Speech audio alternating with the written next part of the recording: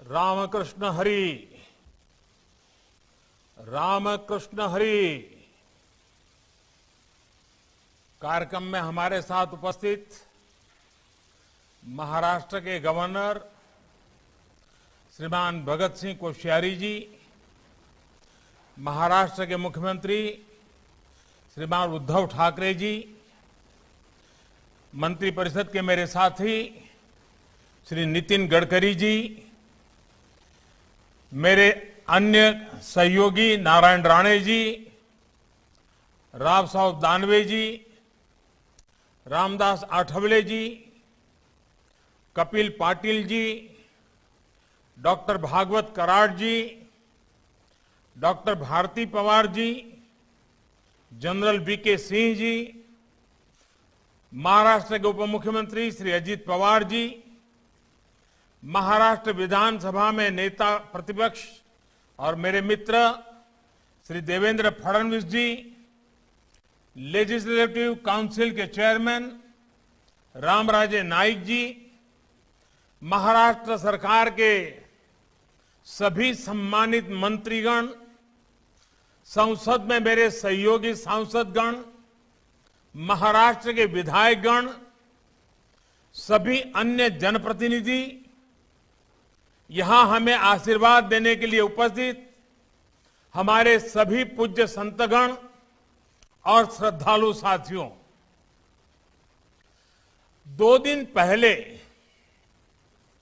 ईश्वर कृपा से मुझे केदारनाथ में आदि शंकराचार्य जी की पुनर्निर्मित समाधि की सेवा का अवसर मिला और आज भगवान विट्ठल ने अपने नित्य निवास स्थान पंढरपुर में मुझे आप सबके बीच जोड़ दिया। इससे ज्यादा आनंद का, ईश्वरीय कृपा के साक्षात्कार का सौभाग्य और क्या हो सकता है। आदि शंकराचार्य जी ने स्वयं कहा है, महायोग पीठे तटे भीमरथ्याम वरम पुंडरीकाय दातुम मुनिंद्र समागत्य तिष्ठतम आनंद कंदम परब्रह्मलिंगम भजे पांडुरंगम। अर्थात शंकराचार्य जी ने कहा है, पंढरपुर की इस महायोग भूमि में विट्ठल भगवान साक्षात आनंद स्वरूप है, इसलिए पंढरपुर तो आनंद का ही प्रत्यक्ष स्वरूप है और आज तो इसमें सेवा का आनंद भी साथ में जुड़ रहा है। मला अतिशय आनंद होता है की संत ज्ञानोबा माऊली आणि संत तुकोबारांच्या पालखी मार्गाचे आज उद्घाटन होत आहे। वारकऱ्यांना अधिक सुविधा तर मिळणारच आहेत, पण आपण जसे म्हणतो की रस्ते ही विकासाचे द्वार असते, तसे पंढरीकडे जाणारे हे मार्ग भागवत धर्माची पताका आणखी उंच फडविणारे महामार्ग ठरतील। पवित्र मार्गाकडे नेणारे ते महाद्वार ठरेल। साथियों, आज यहां श्री संत ज्ञानेश्वर महाराज पालखी मार्ग और संत तुकाराम महाराज पालखी मार्ग, इसका शिलान्यास हुआ है। श्रीमंत ज्ञानेश्वर महाराज पालखी मार्ग का निर्माण अभी आपने वीडियो में भी देखा है, नितिन जी के भाषण में भी सुना है, 5 चरणों में होगा और संत तुकाराम महाराज पालखी मार्ग का निर्माण 3 चरणों में पूरा किया जाएगा। इन सभी चरणों में 350 किलोमीटर से ज्यादा लंबाई के हाईवे बनेंगे और इस पर 11,000 करोड़ रुपए से अधिक का खर्च किया जाएगा। इसके सबसे खास बात यह है कि इन हाईवेज के दोनों तरफ पालकी यात्रा के लिए, पैदल चलने वाले श्रद्धालुओं के लिए, वारकरियों के लिए विशेष मार्ग बनाए जाएंगे। इसके अलावा आज पंढरपुर को जोड़ने वाले करीब 225 किलोमीटर लंबे नेशनल हाईवे का भी शुभारंभ हुआ है, लोकार्पण हुआ है। इनके निर्माण पर करीब 1200 करोड़ रुपए खर्च किए गए हैं। सतारा, कोल्हापुर, सांगली, बीजापुर, मराठावाड़ का एक क्षेत्र, उत्तरी महाराष्ट्र का क्षेत्र, इन सभी स्थानों से पंढरपुर आने वाले श्रद्धालुओं को ये नेशनल हाईवे बहुत मदद करेंगे। एक तरह से ये महामार्ग भगवान विट्ठल के भक्तों की सेवा के साथ साथ इस पूरे पुण्य क्षेत्र के विकास का भी माध्यम बनेंगे। विशेष रूप से इसके जरिए दक्षिण भारत के लिए कनेक्टिविटी और बेहतर होगी। इससे अब और ज्यादा श्रद्धालु यहां आसानी से आ सकेंगे और क्षेत्र के विकास से जुड़ी अन्य गतिविधियों को भी गति मिलेगी। मैं इन सभी पुण्य कार्यों उससे जुड़े हुए हर व्यक्ति का अभिनंदन करता हूं। ये ऐसे प्रयास हैं जो हमें एक आत्मिक संतोष प्रदान करते हैं, हमें जीवन की सार्थकता का आभास कराते हैं। मैं भगवान विट्ठल के सभी भक्तों को, इस क्षेत्र से जुड़े सभी लोगों को पंढरपुर क्षेत्र के इस विकास अभियान के लिए बहुत बहुत बधाई देता हूं। मी सर्व वारकऱ्यांच्या नमन करतो, त्यांना कोटी कोटी अभिवादन करतो। मैं इस कृपा के लिए भगवान विट्ठल देव जी के चरणों में अपना नमन करता हूं, उन्हें साष्टांग प्रणाम करता हूं। मैं सभी संतों के चरणों में भी अपना नमन करता हूं। साथियों, अतीत में हमारे भारत पर कितने ही हमले हुए हैं। सैकड़ों साल की गुलामी में ये देश जकड़ा गया, प्राकृतिक आपदाएं आई, चुनौतियां आई, कठिनाइयां आई, लेकिन भगवान विट्ठल देव में हमारी आस्था, हमारी दिंडी वैसे ही अनवरत चलती रही। आज भी ये यात्रा दुनिया की सबसे प्राचीन और सबसे बड़ी जन यात्राओं के रूप में, पीपल मूवमेंट के रूप में देखी जाती है। आषाढ़ एकादशी पर पंढरपुर यात्रा का विहंगम दृश्य कौन भूल सकता है। हजारों लाखों श्रद्धालु बस खींचे चले आते हैं, खींचे चले आते हैं। हर तरफ रामकृष्ण हरि, रामकृष्ण हरि, पुंडलिक वरदे हरि विट्ठल और ज्ञानबा तुकाराम, इसका जयघोष होता है। पूरे 21 दिन तक एक अनोखा अनुशासन, एक असाधारण संयम देखने को मिलता है। ये यात्राएं अलग अलग पालकी मार्गों से चलती हैं, लेकिन सबका गंतव्य एक ही होता है। ये भारत की उस शाश्वत शिक्षा का प्रतीक है जो हमारी आस्था को बांधती नहीं बल्कि मुक्त करती है। जो हमें सिखाती है कि मार्ग अलग अलग हो सकते हैं, पद्धतियां और विचार अलग अलग हो सकते हैं, लेकिन हमारा लक्ष्य एक होता है। अंत में सभी पंथ भागवत पंथ ही है, और इसलिए हमारे यहां तो बड़े विश्वास के साथ शास्त्रों में कहा गया है, एकम सत विप्राह बहुधा वदंती। साथियों, संत तुकाराम महाराज जी, उन्होंने हमें मंत्र दिया है, और तुकाराम जी महाराज ने कहा है, विष्णुमय जग वैष्णवाचा धर्म, भेदा भेद भ्रम अमंग,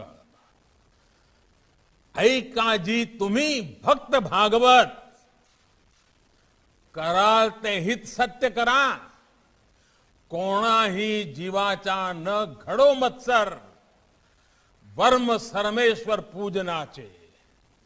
यानी विश्व में सब कुछ विष्णुमय है, इसलिए जीव जीव में भेद करना, भेदभाव रखना ही अमंगल है।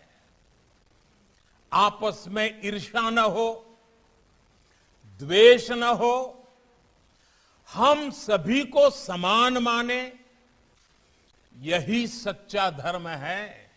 इसलिए डिंडी में कोई जात पात नहीं होता, कोई भेदभाव नहीं होता, हर वारकरी समान है, हर वारकरी एक दूसरे का गुरु भाव है, गुरु बहिन है, सब एक विठ्ठल की संतान है, इसलिए सबकी एक जाति है, एक गोत्र है, विठ्ठल गोत्र। भगवान विठ्ठल का दरबार हर किसी के लिए समान रूप से खुला है, और जब मैं सबका साथ, सबका विकास, सबका विश्वास कहता हूं, तो उसके पीछे भी तो इसी महान परंपरा की प्रेरणा है, यही भावना है। यही भावना हमें देश के विकास के लिए प्रेरित करती है, सबको साथ लेकर सबके विकास के लिए प्रेरित करती है। साथियों, पंढरपुर की तो आभा, पंढरपुर की अनुभूति और पंढरपुर की अभिव्यक्ति सब कुछ अलौकिक है। आपण म्हणतो ना, माझे माहरे पंढरी आहे भिवरेच्या तीरी। वाकई पंढरपुर मां के घर की तरह है, लेकिन मेरे लिए पंढरपुर से दो और भी बहुत खास रिश्ते हैं, और मैं आज संत जनों के सामने कहना चाहता हूं, मेरा विशेष रिश्ता है। मेरा पहला रिश्ता है गुजरात का, द्वारिका का। भगवान द्वारकाधीश ही यहां आकर विठ्ठल स्वरूप में विराजमान हुए हैं। और मेरा दूसरा रिश्ता है काशी का।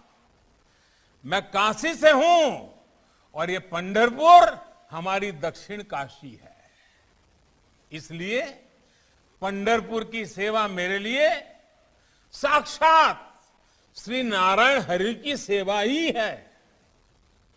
ये वो भूमि है जहां भक्तों के लिए भगवान आज भी प्रत्यक्ष विराजते हैं।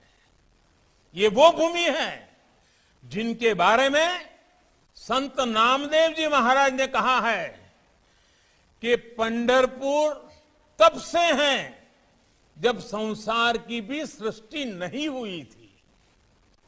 ऐसा इसलिए क्योंकि पंढरपुर भौतिक रूप से ही नहीं, बल्कि भावनात्मक रूप से हमारे मनों में भी बसती है। ये वो भूमि है जिसने संत ज्ञानेश्वर, संत नामदेव, संत तुकाराम और संत एकनाथ जैसे कितने ही संतों को युग संत बनाया है। इस भूमि ने भारत को एक नई ऊर्जा दी, भारत को फिर से चैतन्य दिया।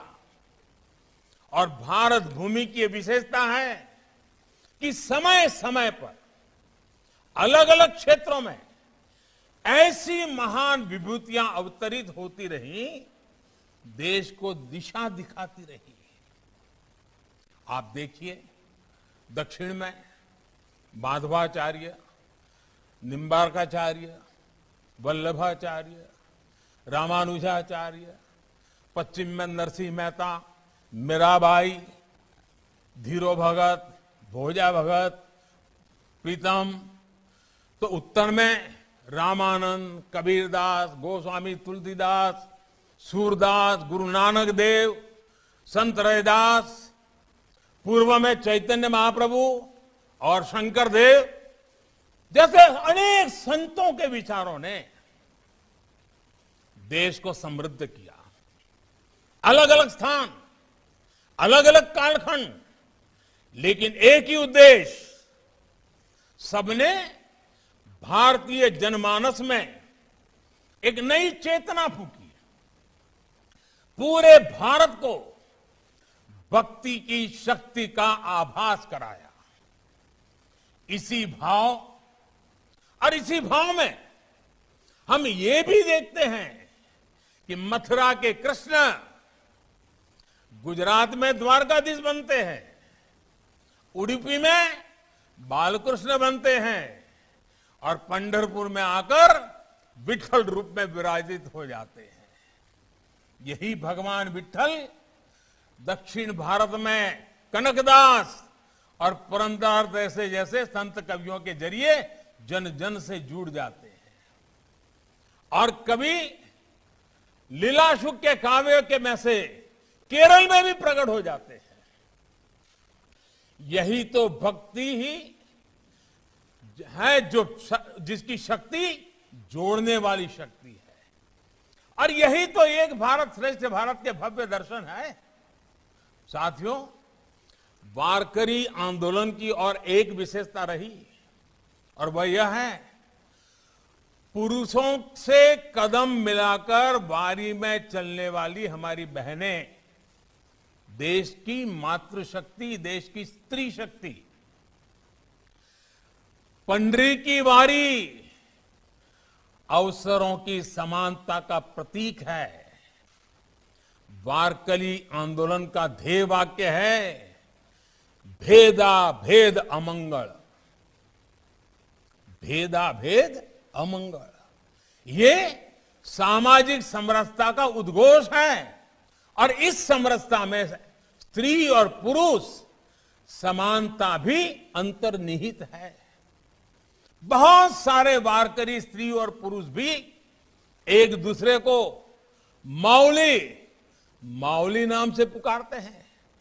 भगवान विट्ठल और संत ज्ञानेश्वर का रूप एक दूसरे में देखते हैं। आप भी जानते हैं कि माउली का अर्थ मां है, यानी ये मातृशक्ति का भी गौरवगान है।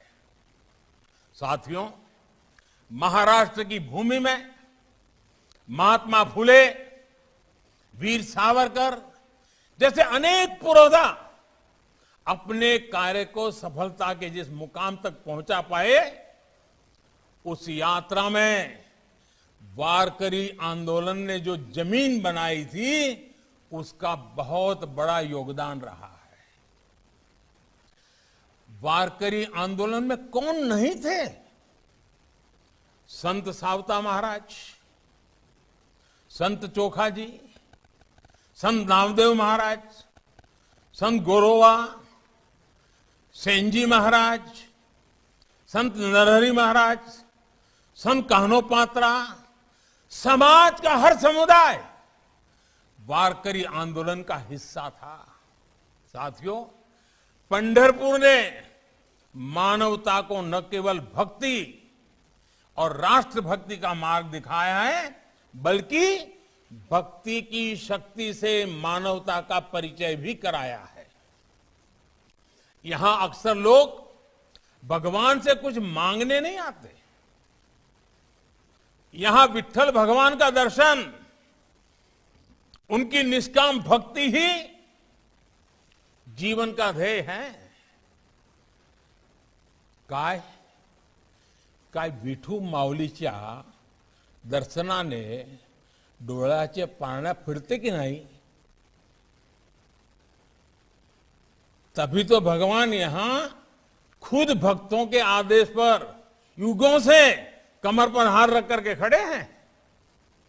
भक्त पुंडिक ने अपने माता पिता में ईश्वर को देखा था, नर सेवा नारायण सेवा माना था। आज तक वही आदर्श हमारा समाज जी रहा है। सेवा दिंडी के जरिए जीव मात्र की सेवा को साधना मानकर चला रहा है। हर वारकरी जिस निष्काम भाव से भक्ति करता है, उसी भाव से निष्काम सेवा भी करता है। अमृत कलश दान, अन्नदान, ये गरीबों की सेवा के प्रकल्प तो यहां चलते ही रहते हैं। शिक्षा और स्वास्थ्य के क्षेत्र में आप सभी की सेवा समाज की शक्ति का एक अद्वितीय उदाहरण है। हमारे यहां आस्था और भक्ति किस तरह राष्ट्र सेवा और राष्ट्र भक्ति से जुड़ी है। सेवा दिंडी इसका भी बहुत बड़ा उदाहरण है। गांव का उत्थान, गांव की प्रगति, सेवा दिंडी इसका एक बहुत बड़ा माध्यम बन चुका है। देश आज गांव के विकास के लिए जितने भी संकल्प लेकर के आगे बढ़ रहा है, हमारे वारकरी भाई बहन उसकी बहुत बड़ी ताकत है। देश ने स्वच्छ भारत अभियान शुरू किया तो आज विठोबा के भक्त निर्मल वारी अभियान के साथ उसे गति दे रहे हैं। इसी तरह बेटी बचाओ बेटी पढ़ाओ अभियान हो, जल संरक्षण के लिए हमारे प्रयास हो, हमारी आध्यात्मिक चेतना हमारे राष्ट्रीय संकल्पों को ऊर्जा दे रही है। और आज जब मैं अपने वारकरी भाई बहनों से बात कर रहा हूं तो आपसे आशीर्वाद स्वरूप 3 चीजें मांगना चाहता हूं। मांगू क्या? जरा हाथ ऊपर करके बताइए, मांगू क्या? आप देंगे? देखिए, जिस प्रकार से आप सबने हाथ ऊंचा करके एक प्रकार से मुझे आशीर्वाद दिए हैं, आपका हमेशा मुझ पर इतना स्नेह रहा है कि मैं खुद को रोक नहीं पा रहा। मुझे पहला आशीर्वाद वो चाहिए कि ये श्रीमंत ज्ञानेश्वर महाराज पालकी मार्ग का निर्माण होगा। जिस संत तुकाराम महाराज पालकी मार्ग का निर्माण होगा, उसके किनारे जो विशेष पैदल मार्ग बन रहा है, उनके दोनों तरफ हर कुछ मीटर पर छायादार वृक्ष जरूर लगाए जाएं। ये करेंगे क्या आप काम? मेरा तो सबका प्रयास है मंत्र ही है। जब ये मार्ग बनकर तैयार होंगे, तब तक ये पेड़ भी इतने बड़े हो जाएंगे कि पूरा पैदल मार्ग छायादार हो जाएगा। मेरा इन पालकी मार्गों के किनारे पड़ने वाले अनेक गांवों से इस जन आंदोलन का नेतृत्व करने का आग्रह है। हर गांव अपने क्षेत्र से होकर गुजरने वाले पालकी मार्ग की जिम्मेदारी संभाले, वहां पेड़ लगाए तो बहुत जल्द ये काम किया जा सकता है। साथियों, मुझे आपका दूसरा आशीर्वाद चाहिए। और दूसरा आशीर्वाद मुझे ये चाहिए, इस पैदल मार्ग पर हर कुछ दूरी पर पीने के पानी की, और वो भी शुद्ध पीने का जल, इसकी भी व्यवस्था की जाए। इन मार्गों पर अनेकों प्याऊ बनाए जाएं। भगवान विट्ठल की भक्ति में लीन श्रद्धालु जब पंढरपुर की तरफ बढ़ते हैं तो 21 दिन तक अपना सब कुछ भूल जाते हैं। पीने के प्याऊ ऐसे भक्तों के बहुत काम आएंगे। और तीसरा आशीर्वाद मुझे आज आपसे जरूर लेना है और मुझे आप निराश कभी नहीं करोगे। तीसरा आशीर्वाद जो मुझे चाहिए वो पंढरपुर के लिए है। मैं भविष्य में पंढरपुर को भारत के सबसे स्वच्छ तीर्थ स्थलों में देखना चाहता हूं। हिंदुस्तान में जब भी कोई देखे कि भाई सबसे स्वच्छ तीर्थ स्थल कौन सा है, तो सबसे पहले नाम मेरे विठोबा का, मेरे विट्ठल की भूमि का, मेरे पंढरपुर का होना चाहिए। ये चीज मैं आपसे चाहता हूं और ये काम भी जन भागीदारी से ही होगा। जब स्थानीय लोग स्वच्छता के आंदोलन का नेतृत्व अपनी कमान में लेंगे तभी हम इस सपने को साकार कर पाएंगे। और मैं हमेशा जिस बात की वकालत करता हूं, सबका प्रयास कहता हूं, उसकी अभिव्यक्ति ऐसे ही होगी।